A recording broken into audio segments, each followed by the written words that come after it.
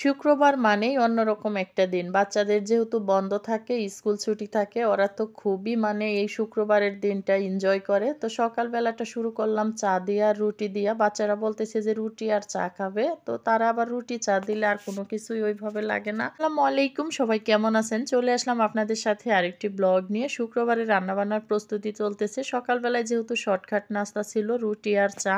দুপুরের জন্য রান্নাবান্না করতে চলে আসলাম। আর এগুলা হচ্ছে ডালের বড়া। অনেকগুলা ডাল রোজার মধ্যে যেহেতু একসাথে ব্লেন্ডার করে রাখছিলাম, অনেকগুলাই রয়ে গেছে। তো ভাবলাম আজকে কিছু বড়া করি, ওরা খাইতে থাক আর এদিক দিয়ে আমি রান্নাটাও শেষ করে ফেলি। প্রথমেই বড়াগুলা ভাজি করে নিতেছি। আর এই ডালের বড়াটা বাচ্চারাও পছন্দ করে, আমারও ভালোই লাগে খাইতে। মাঝে মধ্যে, সবসময় খাইতে পারি না, কিন্তু মাঝে মধ্যে খাইতে দেখা যায় যে ভীষণ ভালোই লাগে। তো বড়াগুলা ভাজি করে নিলাম। আর এদিক দিয়ে আজকে শুক্রবারের দিন যেহেতু স্পেশাল রান্নাবান্না করব।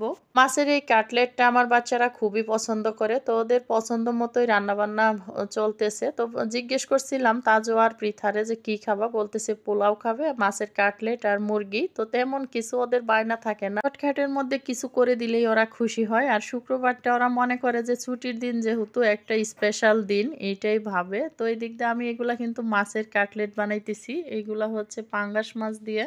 এটা কিন্তু খাইতে এত মজা হয়, আপনারা একবার খাইলে অবশ্যই বুঝতে পারবেন। এখানে কিন্তু আমি মাছটা সিদ্ধ করছি আর এই অল্প আলুও দিছি সাথে। আর এখানে দেওয়া হয়েছে গোলমরিচ, একটু লেবু রস, সয়া সস, কাঁচামরিচ, পেঁয়াজ কুচি, এরপরে হচ্ছে যে আদা রসুন বাটা আর একটু ডিম, ময়দা সব দিয়ে মাখায় একদম কাবাবের মতো করে আর কি বানিয়ে নিছি।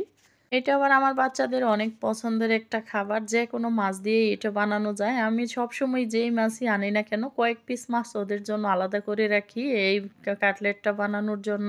এখন তো রান্নাবান্না অনেক ইজি হয়ে গেছে। Facebook, YouTube দেখে সবকিছু রান্না করা যায়। আমি তো কয়েকদিন ধরে একজন বাবুর্চির ভিডিও দেখে ওনার পোলাও রান্না আমার এত ভালো লাগে। তো ভাবলাম যে আজকের পোলাওটা যেহেতু রান্নাই করব, ওনার মানে ইউটিউবটা দেখে উনি কিভাবে রান্না করছে এইটাই ফলো করব। তো সেই অনুযায়ী আমি আজকের পোলাওটাও রান্না করছি। কয়েক বছর ধরে সবাই আর কি সকল খাবারের সাথে মানে পরিচিত হয়ে গেছে ইউটিউব আর ফেসবুকের মাধ্যমে। ইউটিউব, ফেসবুক দেখে এখন সবাই রান্নাবান্না শিখে গেছে।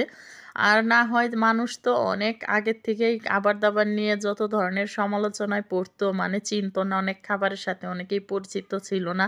এখন কিন্তু ওই যুগগুলো আর নাই। সবার গ্রাম থেকে শহর সবাইরই জিজ্ঞাবেন যে আপনারা চিকেন গ্রিল, ফ্রাইড থেকে শুরু করে সকল কিছুর নাম জানে। আর এদিক দিয়ে পোলাওটা আমি প্রথমে আধা ঘন্টা ভিজাই রাখছিলাম। মানে বাবুর্চি যেভাবে রান্না করছে ঠিক সেম ভাবে আমি রান্না করছি। তবে সত্যি কথা যেটা, পোলাওটা এত ভালো হয়েছে আর এত সুন্দর হয়েছে। আমি সবসময় পোলাও রান্না করি, আমার পোলাও ভালো হয়, কিন্তু আজকের পোলাওটা একদমই স্পেশাল, অন্যরকম হয়েছে। খুবই সুন্দর হয়েছে। সবার সাথেই আমি শেয়ার করলাম। আল্লাহ হাফেজ।